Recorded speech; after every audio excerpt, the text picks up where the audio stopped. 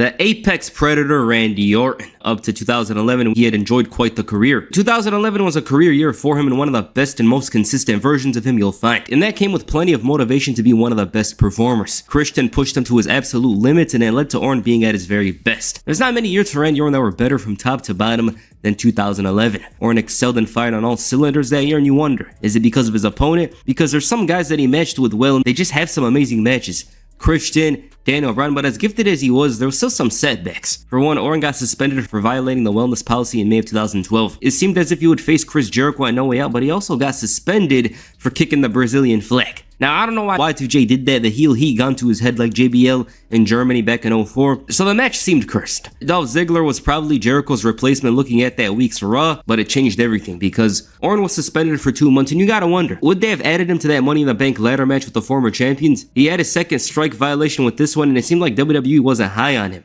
At least that's what it felt like. Another thing to mention is that Orton wasn't booked much at this time because he was starring in 12 rounds too. A star of Orton's stature would obviously feature at SummerSlam, but they were taking things slow with him. He destroyed Heath Slater in his return match on the July 30, 2012 episode of Raw. Orton was just coasting along around SummerSlam time, and if Mets fan forever is to be believed, he was very upset about being left off the show. The only reason I added him here is because this guy had some sort of source in WWE. He had a lot of things correct, but these guys are always morons because they think everything they think or say has merit. So maybe it is pointless I mentioned him. With that said, Orton was trying to put his name in title contention. He was in a very odd position, especially compared to where he was earlier in the year. They even showed Del Rio technically beating Orton clean at one point. Later that week, Orton even tapped out to the cross arm breaker. It's kind of crazy and somewhat outrageous because this is Randy Orton. This is the guy they pushed hard in 2011. The number one guy in SmackDown. Yet he's tapping out to Alberto Del Rio, who wasn't even in his prime at this point. In the meantime, Randy Orton faced Dolph Ziggler. The match served as a precursor to the real match at Night of Champions. Orton won the first match emphatically, and their second match saw Ziggler steal the win with a lot of leverage. Yeah, I see why wrestlers love to wrestle Ziggler. The build-up for their match was just competition. There wasn't much talking with them, and you can fill in the blanks. Like, you guys know how it is. Ziggler wants to use Orton as a stepping stone, and Orton wants to shut up this annoying upstart. There was a moment during their feud where Jerry Lawler suffered a cardiac arrest after their match, which was very unfortunate at the time. I remember that it was very big news. Now, the match between Orton and Ziggler at Night of Champions was very good. It was them mastering their capabilities, with the other two matches serving as preparation for this. I don't really like seeing a match on pay-per-view that you saw 2 weeks earlier, but watching this, these two brought out a lot more here. This was an important match for Dolph Ziggler, and he showed up here. His selling, as always, is great, but here, it was something else. Orton was dealing with fast opposition, but he still made it work for the victory. Good match. These two matched well here. Dolph always has high praises for Orton in interviews, and watching this match, I could see why. The Viper shifted his focus back to the World Championship for a moment. Alberto Del Rio and the Big Show, though, were in the way. Orton was attacked right before the triple threat match, so he returned the favor a bit later. Orton wasn't at 100%, but even then, he still put himself in good position. His efforts of getting a title shot, though, were unsuccessful, with Big Show hitting a hat-trick of choke slams to win the match. This came after Del Rio went after his arm. Their feud wasn't that good because it didn't serve any purpose except having Randy Orton waste time. Del Rio mocked Orton in his entrance, made fun of him, and upon Orton's return, he whooped his ass like he was some enhancement talent from catering, and unfortunately, this led to a match at Hell in a Cell. Orton's look was pretty strange for that time period. It looked like his 2006 self a bit. With that said, Hell in a Cell was a decent match. It wasn't ever gonna be much because these two weren't lighting the world on fire at the time, but had a small story throughout it. Randy Orton's previously injured shoulder being targeted along with the arm for the cross arm breaker. Orton was stuck on second gear, whereas Del Rio was on the fourth. That's the match because Del Rio always stopped his attacks and kept them away from much needed momentum boost. Anytime something happened, Del Rio would break that momentum like that just by going after the arm. What a smooth transition here. Orton drops him with a beautiful power slam. Awkward moment for the top. Was it? I don't know, but they quickly moved on. This moment was weird, but they turned it around with one of the most underrated finishes you'll see. Del Rio going for the enziguri and hitting nothing before landing down for an RKO. Nothing he could do but take the loss. Match, it's just there, nothing you'll remember, but that ending was definitely one of the best in that time period. The issues between these two still continued after Hell in a Cell. As you can see here, Orton brawled with Del Rio and catering, and of course, Drew and Slater were in catering. It was practically home for them at the time. Then we got Matt Striker wanting words from an angry Orton. What, you gonna wear the plaid shirt? I gotta do nothing but my job in 3 minutes? The finale between these two came with a Falls Count Anywhere match. This was better than Hell in a Cell because they had more freedom to sell the feud with more intensity. You guys know how it ended. Randy Orton moved on from this feud and featured in the Survivor Series elimination match between Team Ziggler and a team captained by himself. Orton performed hard here, but it wasn't enough to overcome the 2-on-1 with Ziggler and Del Rio. He got through Del Rio, of course, because that's a given. It's common sense at this point, but Ziggler was too much for him. The Ziggler push was in full force. They had him overcome Orton clean, and he looked like the next rising star. Not one of, but the rising star. You guys remember WWE towards the end of 2012? CM Punk on crutches? Well, the 4 guys you saw at the time were Ryback, Sheamus, John Cena, and Dolph Ziggler. Oh, hell no. They teased continuing this feud like, I'm good off it, bro. There's not much with it. There wasn't much for Orton at the time because he suffered a shoulder injury. It was a short stay away from the squared circle, though. The Shield had his number around this time wanting to make a mark. So this led to Orton and Sheamus deciding, you know what? We've had enough. Orton and Sheamus began to get irritated by this, but even then the Viper preferred to do things alone. That would change though. He didn't win the Rumble nor the Chamber, and at one point he even jobbed to Jack Swagger for a second push, which is shocking, but the Shield were still a problem for Orton and Sheamus, and it made them grow closer to a partnership. They despised the Big Show, but because of this looming threat, they had no other choice but to put their differences aside. Big Show was the real difference maker for the duo, and once he knocked out Roman Reigns, they realized it was better to walk away. Even then, he still chokeslammed the Viper. The Shield had beaten Cena, Ryback, and Sheamus, but this team was a much bigger problem.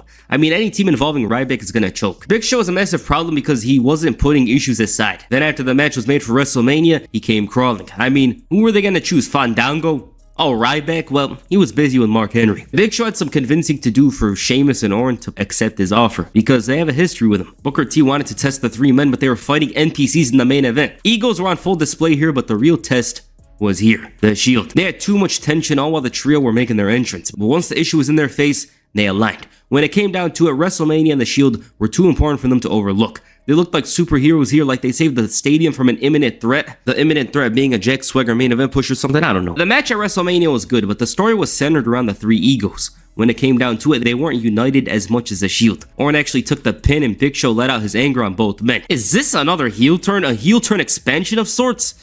He turned heel while being heel already. Big Show's one of the only people to do that, definitely. Randy Orton and Sheamus were pissed with Big Show, and it led to one of the weirdest segments of 2013. They edited it on the network, but Orton forgot his lines, asked Sheamus what his lines were, which was hilarious. Big Show ran in, and the fans cheered for him, saying thank you Big Show for interfering. He wrecked them like crazy, and this led to a handicap match. They were treating him like prime Big Show or something, but he wanted none after a point in the match. Big Show, almost a month later, was still upset over WrestleMania. Sheamus moved on from this to a feud with Mark Henry again, but Big Show was still on WrestleMania crying about it. Their Extreme Rules match was decent. I didn't like much, but they had some wild spots in there.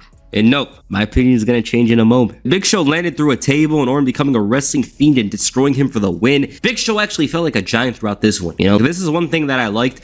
Big Show was booked well. Orton had to punt him for the win. And by the end of it, I thought to myself, maybe it wasn't so bad after all. Orton breathed a lot of life into this with Big Show doing one simple but important thing. Be presented as a tough challenge. Because Big Show is very believable at the time. He beat Orton on multiple occasions over the last year. So it kind of made sense for you to believe that maybe he's going to beat him. Following this, it was back to the Shield. The Shield were still running strong after 6 months, and Team Hell No were growing an obsession with taking them down. 0 pinfall losses in their entire run up to this point. Okay, I remember this. As a kid, there was a rush of adrenaline to see Bryan return the Yes chant. It was the beginning of something for him. He was actually my favorite wrestler at the time. Team Hell No's issues were self-doubts. Bryan doubted himself and his ability to the point where he started believing he was the weak link. These matches were pushing the Shield's ability to the very limit, but every single time, they came away without losing the match. I don't know where he rediscovered this intensity in his matches, but it was becoming insane. Every week, this man would get more and more popular with no end in sight. Randy Orton's involvement in the story was as a temporary tag team partner with Daniel Bryan. They were set to challenge the Shield for the tag team titles. These 3 were on the same page, but they got one more chance on the June 14th episode of SmackDown. Okay, this is the one. One of the best moments of 2013 and one that basically created the hype behind Daniel Bryan. It was such a simple story with the good guys finding it hard to crack open these villains and overcome them. Week by week, they would get closer, but one way or another, the Shield would prevent them from getting the job done. This was one of the loudest crowds you'll hear. Problem is, the SmackDown air dryer was there, but look at that crowd. They were excited to finally see the Shield lose.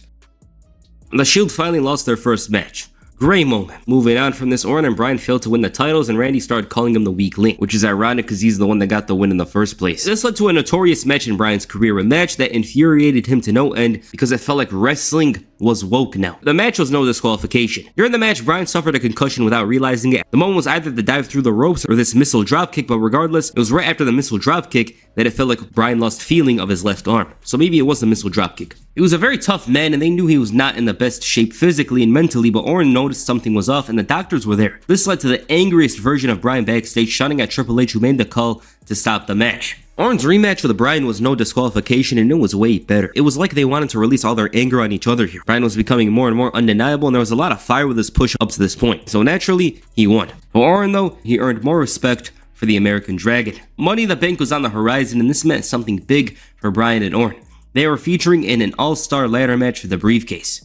I remember this one well. I really wanted Bryan to win because he was very over with the crowd at this point. He was my favorite. WWE had some other plans. Orton was really craving a title, seeing as it had been 2 years since he last held championship gold, and this one had great energy to it. RVD was back, and it was the most star-studded ladder match in history. You had a top 5 ladder match wrestler in Christian, a returning RVD, CM Punk, Daniel Bryan, Sheamus, and a determined Viper looking to end a 2-year-long drought. The match itself was wonderful and had great vibes. I remember watching it when it happened and it was thrilling. Heyman turned on Punk at one point, and Randy Orton caught me by surprise to win the briefcase. Also, Paul Heyman is the most unnatural face I've ever seen in my life. It's like a fish cosplaying as a golf player. Easily one of the best Money in the Bank matches. It might be top 5. I have 2005. In 2021, above it. 2019 maybe. Randy Orton was kept quiet for the build to SummerSlam, and there was this one moment during the build where he teased a cash in for SummerSlam. He proclaimed himself the real champion, seeing as there was a shadow casted above John Cena's title reign. Orton was also starting to show signs of a new character, or to put it simply, a heel turn. He let Bryan and Cena get jumped by the Shield, all for his benefit. With that said, SummerSlam was a career night for both John Cena and Daniel Bryan. Cena was working with an injured elbow, but even then he and Bryan put on a classic that often gets forgotten, seeing as the follow-up completely overshadows the match. Bryan won the match, but Orton crashed the party. He was ready despite being worn out from that match, so Orton preferred to do it another time. Then from out of nowhere, Triple H dropped Bryan to turn heel for the first time in 7 years, leading to a cash-in. All Orton had to do was go for the cover, just like his first title reign. He did it with his eyes closed. This was a stunning moment. I remember there was a big rumor the week of this show about a new version of the corporation, so to see it actually unfold looking back on that time period's perspective was crazy. Triple H turning into a villain was bound to be interesting, seeing as he was signing with Randy Orton again. It was much different this time around. Now it goes without saying, but this is a proper SummerSlam.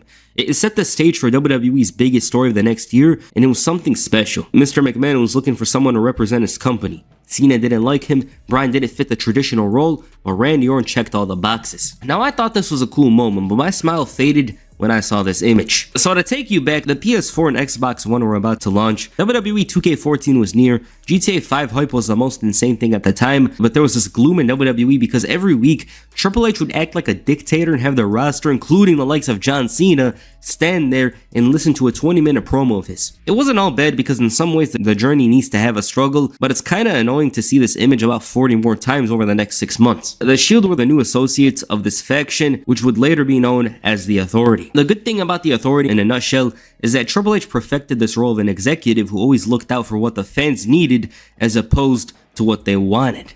He's like, oh, you don't want this, you need that. For as much respect he had for Bryan, Triple H didn't think he fit the role of a WWE champion because that comes with a certain look and presentation. He also acknowledged his issues with Orton, but he put that to the side in favor of the business. In other words, he did what's best for business. 4 years can change a lot. Daniel Bryan was called out at this point for an ambush. He almost fought through the Shield, but Reigns dropped him with a spear. Then once he entered the ring, Orton connected with an RKO, and this was the end of episode 1 for the new series, The Authority. Triple H gifted Randy Orton with a brand new SUV, and you guys know, cars aren't exactly comfortable with wrestling. Daniel Bryan had the crowd's full support, and he interrupted and showed gratitude to the fans for supporting him. Triple H's hopes and goals for the champion to look a certain way is stupid, and it's ironic seeing as Triple H used to fight Authority. He called him big-nosed, and Randy Orton went to his defense before reminding him that he's the face of WWE. Triple H highlighted the importance of status in life.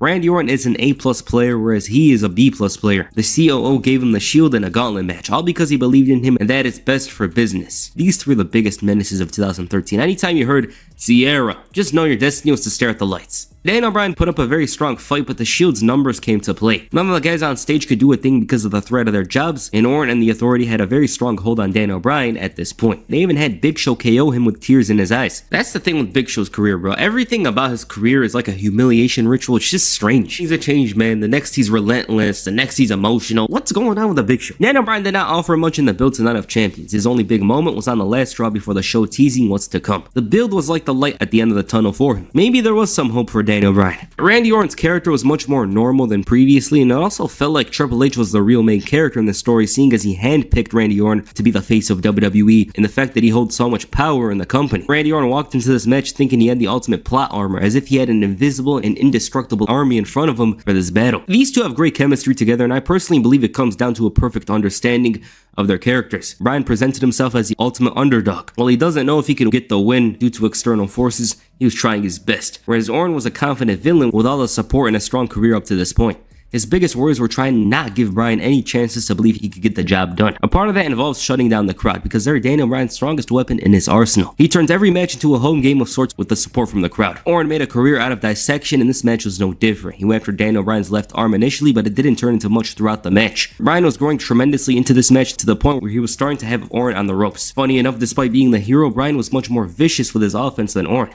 Then boom, he hit the knee and the ref counted a bit fast, but Daniel Bryan scored the victory and won the belt. It was such a weird finish, and you could see with the crowd then and there. They were a bit confused. The story of the match was Randy Orton struggling to shut down this momentum that Bryan had, and there wasn't many moments where the challenger was in huge danger, none. The match didn't fulfill its full potential as evident by the future, and it was clear that they were saving more for the future. The controversial finish would come into play the next night when Triple H stripped Daniel Bryan of the WWE Championship. Triple H took the title and it was officially vacant. This wasn't exactly what Orton wanted because the title wasn't his, but the Authority wanted to bring back the demonic Randy Orton from 2009. They thought he was missing that edge, and I don't think you want that domestic terrorist around. It makes sense now that Orton seemed more calculated and vicious in his later matches, because I thought it was odd how Daniel Bryan was the most aggressive person in the match with heel Randy Orton. The bitterness and anger from Randy Orton would carry over later that night. He demolished The Miz in his hometown of Cleveland, and he destroyed him in front of his family, and nobody was gonna do a damn thing because dealing with Demon Randy Orton is practically a death sentence. This was becoming a huge problem for the locker room, so they decided to go after the Authority at the end of the night. The big match that WWE was building to was a rematch between Daniel Bryan and Randy Orton. Battleground for the vacant WWE Championship. The locker room stood behind Daniel Bryan, but despite this, he was still at a disadvantage, seeing as Randy Orton had the entire machine behind him. The two contenders had one final confrontation ahead of Battleground. Orton came to the realization that Triple H keeping the title away from him allowed for his potential to be reached. Bryan took notes of this and understood that Randy Orton needed motivation from others to reach his full potential. That wasn't the same story for him. Orton was getting rattled from this unwavering support from the fans, so he got personal. He didn't understand what was wrong with Bree's mind to marry someone like Bryan. He called him a barnyard animal, and a one-sided brawl follows. Orton's plan worked well as his vicious streak was on full display here. Okay, the build to Battleground was about unraveling a dark side of Orton that hadn't been fully explored in 4 years. For Triple H to exact his plan to have a face of the company, Randy Orton needs to become as cold and heartless as the Authority themselves. Now, Battleground 2013 is one of the biggest scams in wrestling history. It's such a bad show that it makes you look in the mirror and think, why am I spending money to watch Sunday Night Raw? Their match had more wrestling to it and had a better structure than Night of Champions. Orton wrestled way more as a heel and had a stronger grasp on the match, which makes Bryan's comeback more satisfying. The roles were much more defined here, and that's the difference maker with this match. It offered a lot more from these two. The crowd was really into it, and it seemed like it was about to enter another level. But then Stone Cold Steve Big Show came out. He's acting like a renegade, signing with nobody, even though he's supposed to be on Bryan's side. Big Show actually got incensed for the first time in his career and didn't try a heel turn here, and he dropped the corrupt ref followed by Randy Orton. You'd think Bryan was winning the match with this moment, but it ended like it was Raw. Horrible ending. What makes it so bad is that it was on pay-per-view and it was the main event for the biggest title. It's so stupid. The next night, that was a good moment. I really liked the moment where Big Show KO'd Triple H the next night, but they were putting too much stock in him for this story. With that said, Randy Orton continued stalking Daniel Bryan and making things personal. The next match was Hell in a Cell for the vacant title. Shawn Michaels was added to the story being the special referee, and HBK had plenty of respect for Bryan seeing as he trained him in the beginning. HBK was the guy in the middle, the bridge in between Triple H and Daniel Bryan. Despite the issues, Randy Orton acknowledged Daniel Bryan's resiliency and his tenacity to get back up after everything he's dealt with. But even though he's gone through all of that, he's never been inside Hell in a Cell. This is one small thing I like. WWE has always made it a point to tell you that Randy Orton is at his most comfortable inside Hell in a Cell. The structure gives life to his evil and dark thoughts. Triple H continued to push the B+ narrative, and Michaels didn't like how the game said he wasted his time training him. Randy Orton's symptom of being a domestic terrorist involves paranoia. He thought HBK was out to get him, whereas Triple H believed Shawn Michaels will do what's right for business. Randy Orton's confidence was untouchable. He still believed that Daniel Bryan couldn't beat him. Then the Big Show became Stone Cold again and came out in a big ass truck.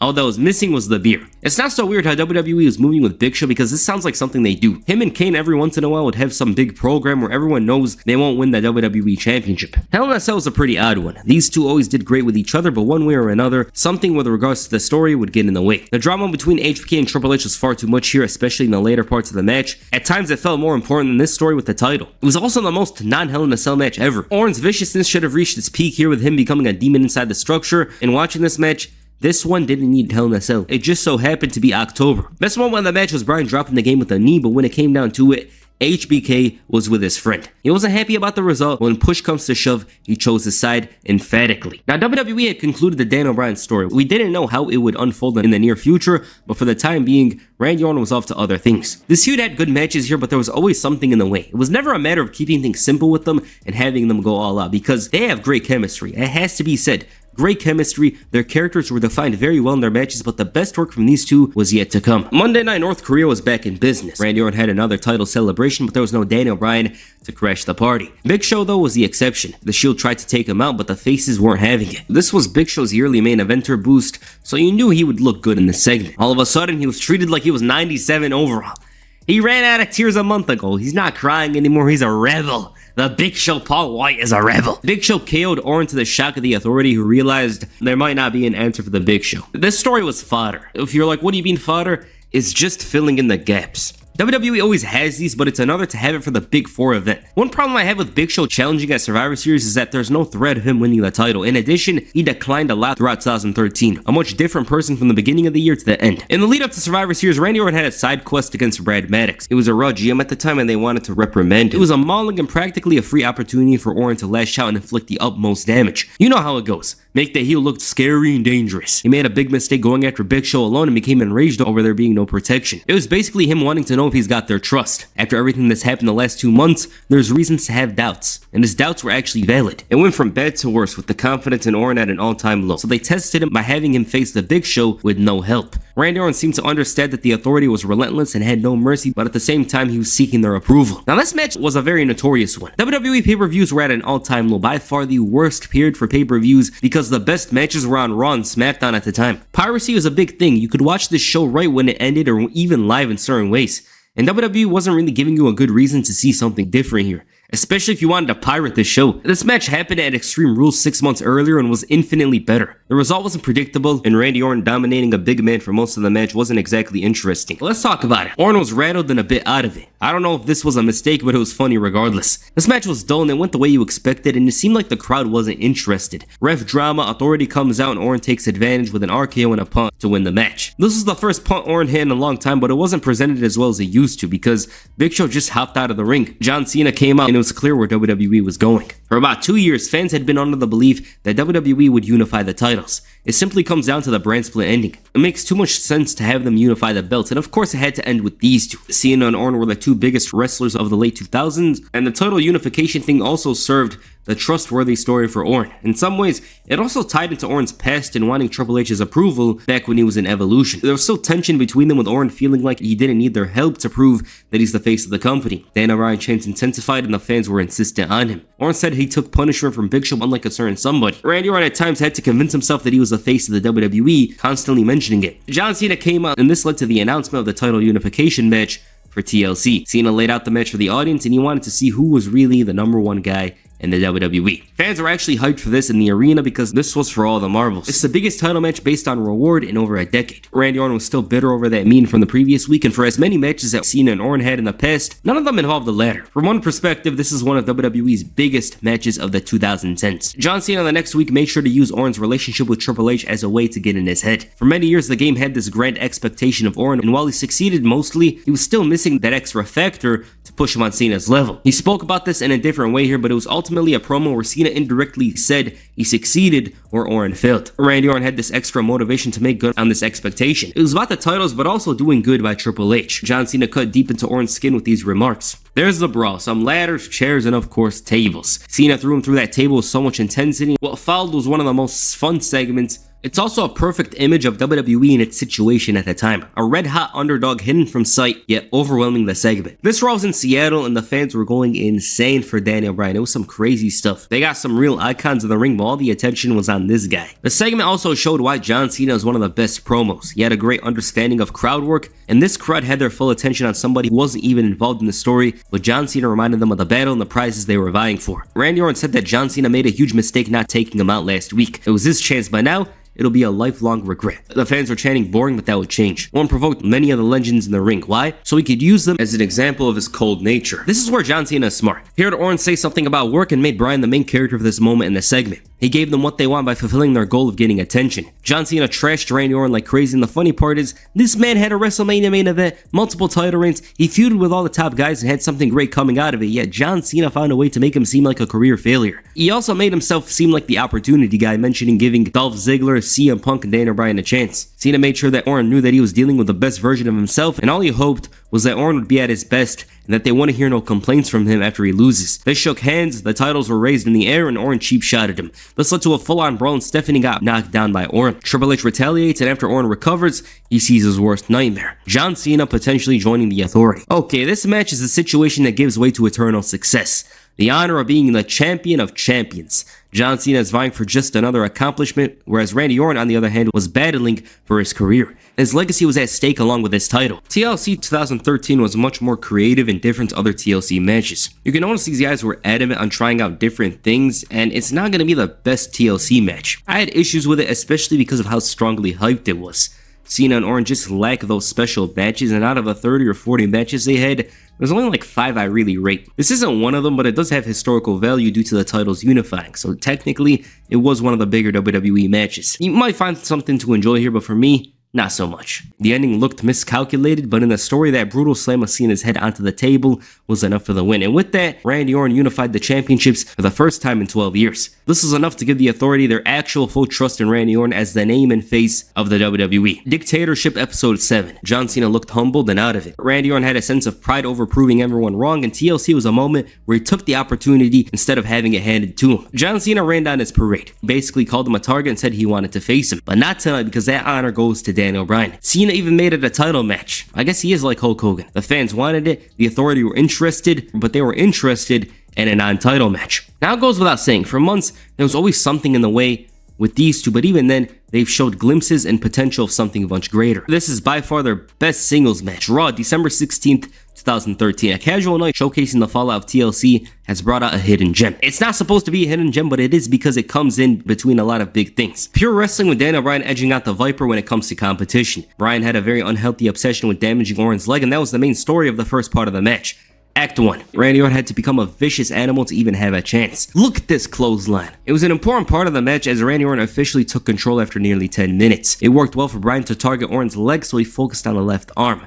He quickly undid Daniel Bryan's work with a lot of intensity and venom with his work towards the arm. This also caused an element of desperation for Daniel Bryan, who used all his energy on a suicide dive. All it did was make his arm an even bigger problem. Randy Orton was determined to cause some sort of bone injury with his work here. Every time Daniel Bryan does something one way or another, he finds himself in a worse situation. And it was great work here because Randy Orton was continuously doing some sort of unique attack to inflict additional damage. Daniel Bryan did get something going, but it wasn't constant, and his opening with instant impactful moves such as his sudden kick. And a similar element of Bryan's matches from this time was on full display. He would force a comeback, and he did it with a lot of passion and intensity, like he was fighting for his life. The best part was Orton selling the yes lock like hell. He probably forgot for a second that this wasn't a title match. Bryan was unloading, fast paced, too fast for Orton, especially this late in the match, and Orton's like, screw this, and delivered a brutal low blow to escape a destined loss. John Cena comes out and beats him up. Big mistake focusing on Bryan because this opened the way for Orton to drop him with an RKO. Okay, this was a tremendous match. Orton didn't really sell the leg much in the later parts, but it's no big deal because the story was far more compelling with Randy Orton dissecting Bryan's arm and making it useless. One of the best TV matches of 2013 easily. These two have great chemistry together, and I don't think any of their previous matches come close. The Cena and Orton thing continued to heat up, and we once again saw the super insane version of Randy Orton. Now, Kofi Kingston beat Randy Orton. That's enough to make him go off the deep end. But why would John Cena's dad sit front row on a show with this lunatic? He beats him up, assaults an old man, then Orton comes back to life and has to make a run for it because his rival is here. John Cena was full of vengeance, but it went from bad to worse as his old friend Batista was back. And Batista made it clear he was going after the title. It also seemed like the Authority wasn't putting all of their cards behind Randy Orton. He was trashed by them for his actions on Raw, and they threatened firing him. He blamed them for his anger, saying they were the ones that put him in a rematch against John Cena, brought back both Brock Lesnar and Batista, and there was a lot of tension, and Orton believed he wasn't really their guy. Triple H cuts through him, but in a motivating way, telling him that he should try and find answers to his situation. Batista was back, and Orton was more envious than ever. This man to the Authority looked like their answer. The animal made its intentions clear, and Cena, meanwhile, was ready to return the favor at the end of the night. He did get something in, but Orton had to steal a car to escape. Okay, Royal Rumble. This is one of those matches. At the time, it was the Daniel Bryan show, so you know that crowd was gonna try and do something here. They did just that and refused to let WWE forget about his name. Also, the fans were never gonna allow for this to be anymore. How do fans affect matches? Well, they're loud as hell and take the focus away from matches. Cena and Orton know each other very well, and it's not like the matches are awkward or they don't have good chemistry, but on paper you can't see much of a difference with their matches if you look at them from a distance. With that said, Randy Orton answered everything in this match. Ceno's busting out something different. Ceno's hitting this random ass neck breaker, which was random, and this is a very weird match because he has the elements of a gray one. Why do I think that? Well, I'm gonna explain it. Cena and Orton play the element of surprise here a lot. It was very back and forth with the match, with the edge slightly going to Randy Orton. Cena locked in a horrible STF and Orton was tapping. The ref was down though, and this is when the match got crazy. Belt shot, ironic. AA for a near fall, RKO not enough for the win. We want Divas chant intensifies, and you know this was cooked when they were chanting that in 2014 of all years. Orton stole Cena's move and locked it in way better. It was funny seeing Orton hit an AA, very weird. But did Orton hit the... Yeah, he did. This match was funny. At this point, it felt like they didn't give a damn about what the crowd would say, and they were throwing a lot out there. Cena had the match won with the Wyatts came out, and you knew the crowd would love this. RKO off the distraction, 1, 2, 3. I can't say this was a terrible match, honestly. You guys heard me say it was egregious, but that was before I actually watched the match. The crowd was doing a lot to voice their complaints, but honestly, me personally, Wrestling Premiere, the YouTube channel, honestly, I can't say it's as bad as I thought it was. It's a 6.5 or 7 out of 10 type match. Maybe you liked it more, maybe you hated it, I don't know, but I love the finisher stealing moments. It's just these two faced off a lot in the last couple of years. I like when matches surpass your expectations. And I'm not saying you will really like this one, but maybe if you watch it again from a different perspective, you'll find something to like about it. Like in the time you probably hated it horribly, maybe now it would change. The next night on Raw, Randy Orton bragged about winning but quickly complained about defending the title in an Elimination Chamber match. Batista stole his thunder for the second time and he reiterated the statements from the previous week, but the only thing apparent was the booze. Brock Lesnar showed up, and after some promotion from Paul Heyman, Randy Orton was very uncomfortable in this scenario because the Authority was just finding ways to stack the deck against him in favor of trust. WWE is lying like crazy, teasing a Batista and Brock Lesnar match. Also, this was ridiculous. It wasn't even close to happening, and they were teasing it for half of the night before abruptly having it disappear. Orton was trying to remind everyone that he's the main attraction of WWE, but that wasn't working well for him because Triple H was considering putting his faith in someone else. But if Orton wanted to keep their trust, he's gonna face 5 other chamber contestants. They were talking crazy because they got to the point where they considered having Daniel Bryan as the face of the WWE. As expected, this main event was wonderful. It's not as good as their previous match, but it was definitely better than the others. Surprisingly, Daniel Bryan pinned Randy Orton clean in the middle of the ring. Next up, he faced Christian. This was a solid match, but nothing close to their previous battles. Also, one thing I dislike is how Christian didn't understand the springboard was the most cursed move when facing Randy Orton. It's like Ric Flair on the top rope, it doesn't end well. Triple H on Raw said they weren't just reconsidering Bryan, but the rest of the contestants, and it went from bad to worse for Randy Orton. It's one thing to consider one guy, but at this point, it's like they were doing all of this in spite of him. But he understood that he had to become the Viper for the rest of his run. They didn't trust him, but he assured them that it was all gonna happen. Daniel Bryan, on the other hand, wanted Kane. Bryan wanted Kane, but Triple H said he'll face nobody. Bruh, I just seen this match, oh my god. No one's telling me I have to watch it, but I feel like it's kind of a given to watch because it's a bit of an important one in this title reign, even though it's non-title. Solid one though, honestly. This is a solid match. I'm just fed up with the constant John Cena Randy Orton matches. But let's talk about it quick. Cena and Orton got that Los Angeles crowd invested, although it took some work to do. But for the second week in a row, Orton lost clean. He seemed like he was starting to crack under pressure. This was a time where he was about to have the toughest match of his reign and WrestleMania 30 on the horizon, and it had brought Randy Orton closer and closer to the breaking point. Cesaro on SmackDown. Okay, this was right when he was starting to gain some momentum. Orton still had Sheamus on Raw, but this was much different to the other matches. It felt like Cesaro wanted nothing more to not just beat Orton, but flat out dominate the match. Fresh matchup not just in terms of opponent, but also style. Cesaro was low-key a beast, and Cesaro's wrestling style was unorthodox when it comes to opponents that Randy Orton faced. And coupled with the energy from Cesaro here, this should be considered a hidden gem. It was exciting, then you get the surprise ending with Cesaro beating Randy Orton. Yeah, I recommend this one. It's not that long, and we got to see a very motivated Cesaro who understood the opportunity in front of him. The Sheamus match was decent, but then the Shield randomly came out, leading to an all-out brawl. This might be an Attitude Era brawl, because it was that intense. With that said, this Chamber match was great and gives you a strong understanding of WrestleMania 30. It's very underrated. I watched it a couple of years ago and thought, why didn't I watch this match earlier? Christian and Sheamus kind of feel out of place in this. If it was 2012, that wouldn't be a question, but the match was great because everyone shined here. Bryan's story was the best here as Kane cost him the title, leading to Orton retaining the title. Bryan's performance stands out here because even though the chances were low, still felt like there was maybe still some hope that he would win. Since Orton was always on the receiving end, he decided to go after Batista and mention the boost. Batista tried turning into a passion merchant for a moment, but he said that if they boo him, he'll do the same. Batista was leaning towards a heel turn, and honestly, it was much needed. The fans were going crazy at this point for Daniel Bryan and CM Punk. It was unavoidable. So the heel turn was the easiest thing to do because he was instantly in his element and the fans already hated him. Daniel Bryan had the opportunity to be added to the main event, which further enraged Randy Orton. Batista was also upset over having somebody take a spot in his match, a match he got from winning the Royal Rumble. The game made fun of them for allowing Daniel Bryan to get in their heads. Batista flipped that insult over to Triple H, saying same thing for him. Randy Orton said the fans were cheering Daniel Bryan because nobody believes in Batista. Why? Because nobody cared when he left. Batista said they cheer Bryan because Orton sucks and called him a paper champion. Triple H lashed out on both of them and implied Orton couldn't win without somebody holding his hand, and the only person you could trust is yourself. So Triple H decided to make himself a potential challenger for the WWE World Heavyweight Championship. Both guys are fuming. Evolution triple threat. In another world, that would have been the match. Orton took advantage of Batista and RKO'd him. This night didn't end well because Bryan beat him and Batista returned the favor after the match. Randy Orton and Batista were bickering like kids far too often, and Orton was too busy telling Stephanie that he won't be held responsible for what he does to her husband at WrestleMania. Batista came out and this thing was so damn toxic. Oh man. Batista constantly said he's walking away with the title at WrestleMania and told everyone to deal with it. Batista despised Orton for sucking up to the authority, and he randomly said that Stephanie's been drooled on many times before.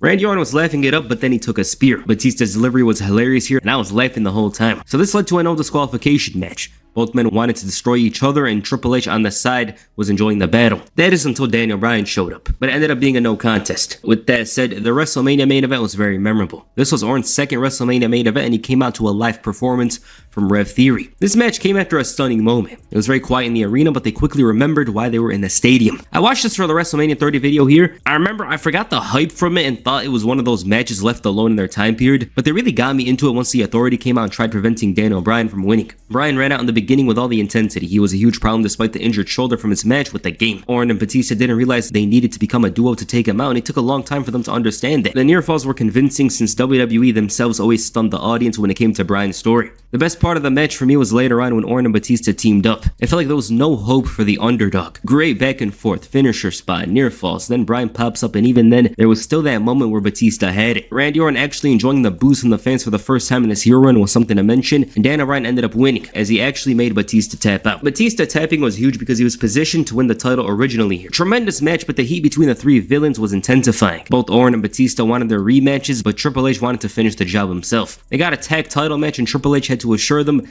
that when they're on the same page, nobody could stop them. They had issues, but since they were getting their title shots later on, both men were on the same page. Batista and Orton used this match to lash out on the champions. It wasn't about winning. Meanwhile, Triple H was setting up the pieces for a potential 14th title run. Raw after WrestleMania had a crazy vibe back in the mid-10s. The Shield, Batista, Randy Orton, they were all out there to ensure the game wins back the title. Light work for the challenger. The Shield were seen as a death knell, but that was far from their intentions on this night. The Shield were rebelling, and Triple H knew that this situation was going to go awry. The Shield completed their face turn, and this was chaotic. Everything was going terribly for Triple H, and if WWE's 2014 needed one image to describe it, I'd say it's this one. Orton and Batista were roped into this Shield thing, and it got so bad that the game had an idea. Now, they weren't really cool with the idea initially, but that idea was accepted once the Shield overwhelmed them. The Shield, meanwhile, had to face the gatekeepers of the 2014 mid-card division. Look at this lineup. I could smell the food and catering just by looking at them. What is this? The numbers got to them, and Evolution for the first time in 9 years reformed. The fans didn't react much to the return of Evolution, which is upsetting because you have to think. You hear that watch in the beginning of the song and you feel no emotion. They victimized the Shield, and this was an exciting program. You had the three most interesting new talent around going up against a faction that has deep-rooted history in WWE. Triple H was feeling like he was back in 2004, and all that was missing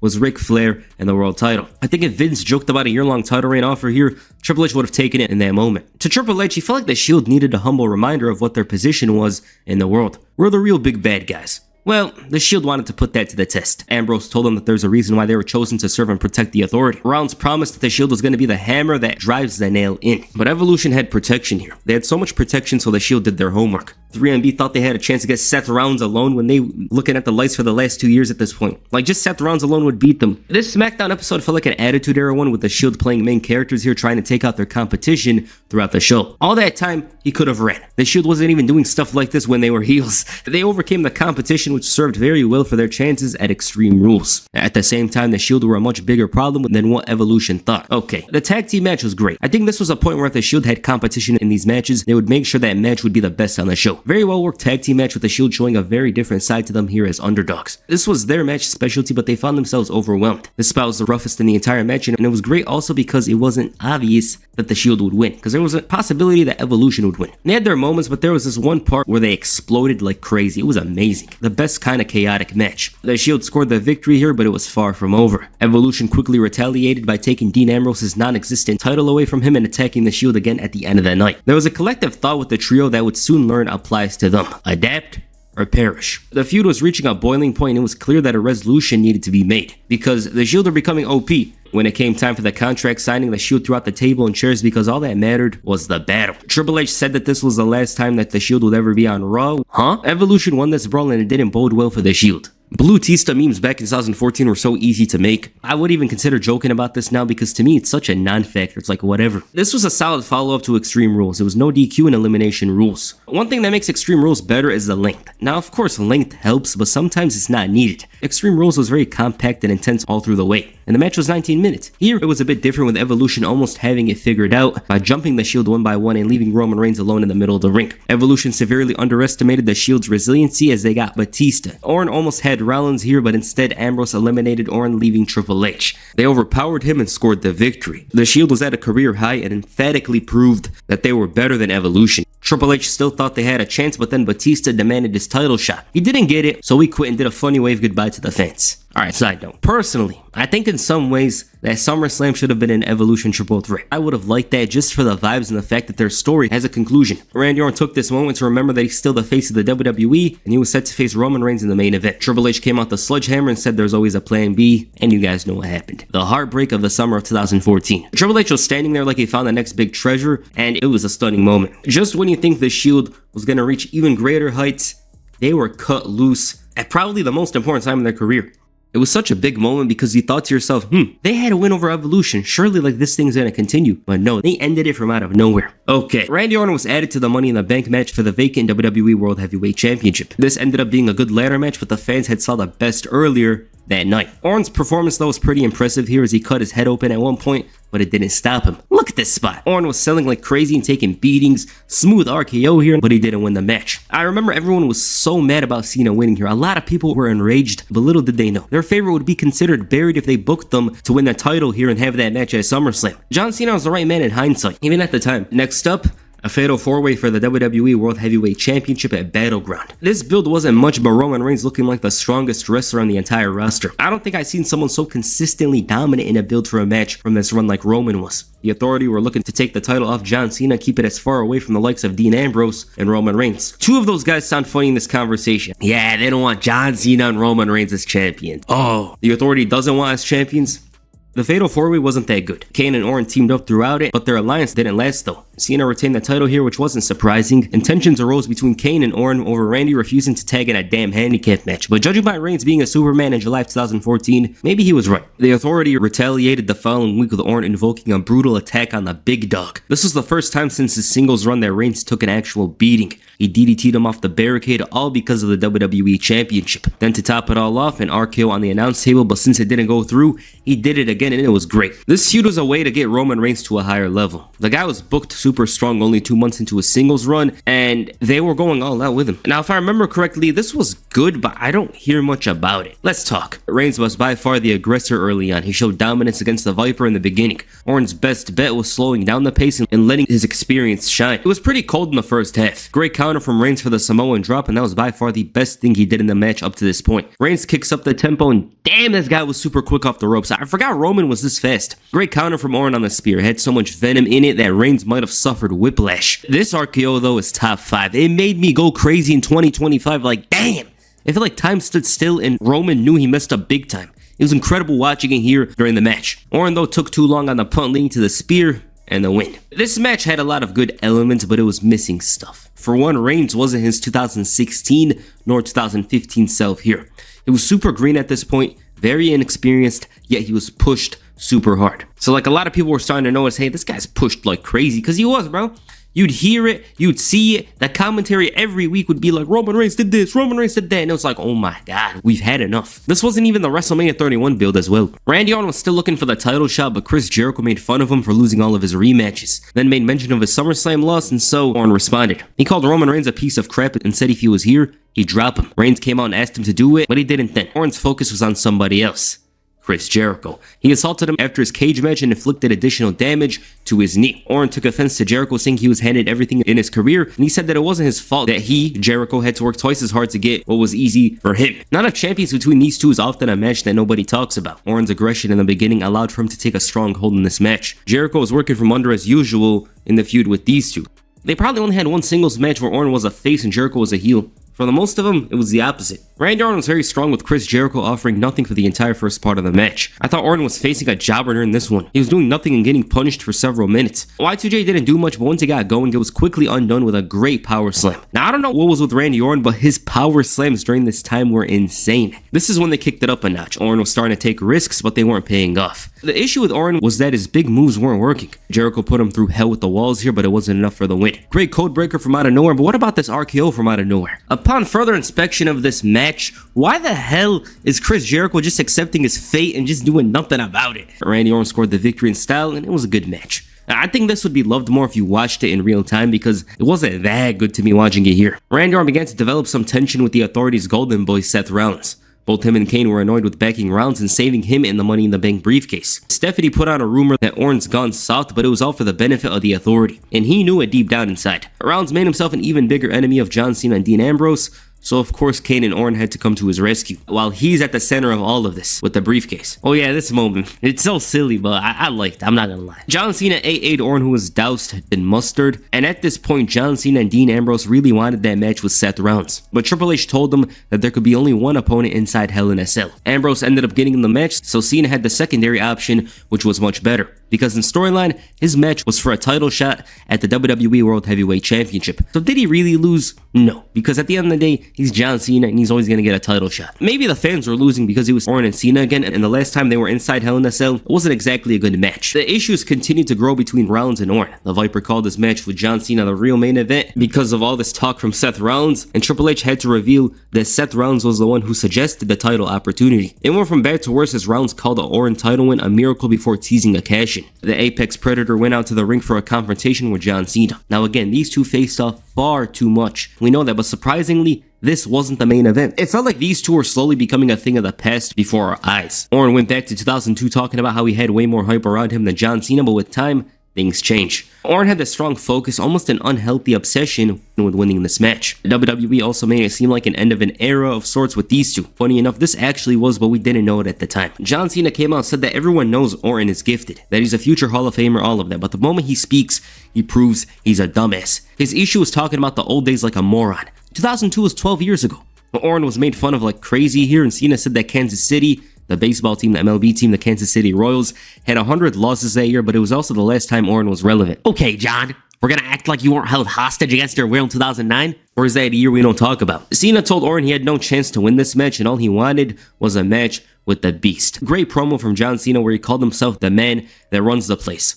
What makes this a good promo is you could feel his emotion and aggression wasn't fully tied to Randy Orton. It was with Brock Lesnar, so by proxy, Randy Orton was in the way and he was gonna plow through him. Paul Heyman came out and talked about how WWE retconned the 2002 OVW4. They tend to forget about Brock Lesnar. Cena had enough of the talking and nearly AA'd Heyman. Orton took advantage and boom, RKO. But it was a buy one get one free promotion, and Orton handed one to Paul Heyman as well. You could feel a lot of emotion with Randy Orton. It felt like this was the most he was invested in something since the Daniel Bryan story. In the back, Rollins and Orton argued for a while about their tag team match main event. Randy Orton scored the victory here, but from out of nowhere, Rollins thought the future was here, and his statement would be very emphatic at the end of the night as Seth dropped his Authority brother with a curb stomp. Randy Orton was incensed with the situation, but the Authority wanted to make sure that he let that anger out on John Cena. Triple H played devil's advocate, seeing as Orton was acting like a lunatic last week, and it might have been a him or me situation for Seth Rollins. Okay, while not an era-defining rivalry, John Cena is still a very major part of Randy Orton's career and vice versa. At the end of the day, these two were closely tied together and throughout the years had some memorable battles. SummerSlam 2007, Bragging Rights 2009, TLC 2013, and I'm sure that both men wouldn't feel the same about the other. Hell in a Cell 2014 was in some ways the grand finale between these two. They were finding their way in this new era and it was becoming increasingly likelier by the day that this feud was coming to an end. I don't think I've watched this since it happened, but I love this battle. And I'm not exactly a big fan of this feud. Randy Orton benefited a lot from this Hell in a Cell structure as he slowed down the pace and brought a lot of aggression and intensity which John Cena wasn't able to match. The crowd was invested in the match and of course when Cena built momentum, fans booed. Great power slam here. Randy Orton was 2 steps ahead here because John Cena wasn't able to properly integrate here. Cena's trying to build momentum and boom!